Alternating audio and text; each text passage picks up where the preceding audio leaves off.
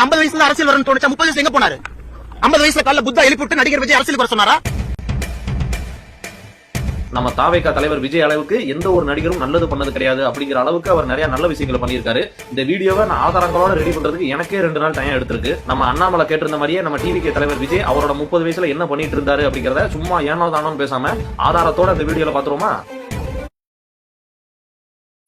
இலங்கை தமிழர்கள் படுகொலையை கண்டித்து தளபதி விஜய் ஒரு நாள் உண்ணாவிரத போராட்டம் செய்த போது அவரின் வயது 34. தமிழக மீனவர்கள் இலங்கை கடற்படையால் சுட்டுக் கொள்வதை கண்டித்து தளபதி விஜய் நாகையில் ஆர்ப்பாட்டம் நடத்திய போது அவரின் வயது 36. போராட்டம் மட்டும் தான் பண்ணிருக்காரா, வேற எந்த நல்லதும் பண்ணலையா அப்படின்னு கேட்டா பண்ணிருக்காரு. அதே என்னன்னு பாத்துருவோம். 1996 சென்னையில் பெருவெள்ளம் ஏற்பட்ட போது 100 மூட்டை அரிசியை அப்போதைய சென்னை மேயர் திரு மு.க. ஸ்டாலின் கிட்ட கொடுத்த போது அவருடைய வயது 21. 1998 சென்னையில் மழையால் பாதிக்கப்பட்ட குடிசை பகுதி மக்களுக்கு தேவையான அரிசி மூட்டைகளை அவரே நேரில் போய் கொடுத்த போது அவருடைய வயது 23. 1999 கார்கில் போர்ல உயிரிழந்த ராணுவ வீரர்களின் குடும்பங்களுக்கு உதவும் வகையில் பொதுமக்களிடம் வசூல் செய்த பணத்துடன் தனது சொந்த பணத்தையும் சேர்த்து மத்திய அரசுக்கு நிதியாக அனுப்பிய போது அவரின் வயது 24.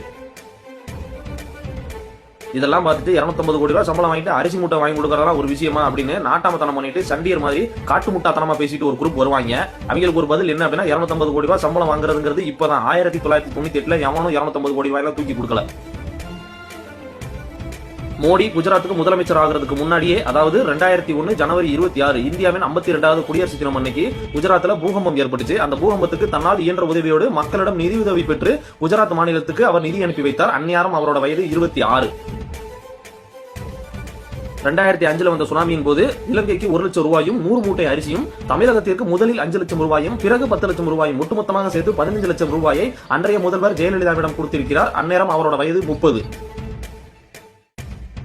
2008 ஓசூர்ல இலவச பள்ளிக்கூடம் ஒன்றை திறந்து வைத்தார். அந்நேரம் அவருடைய வயது 33.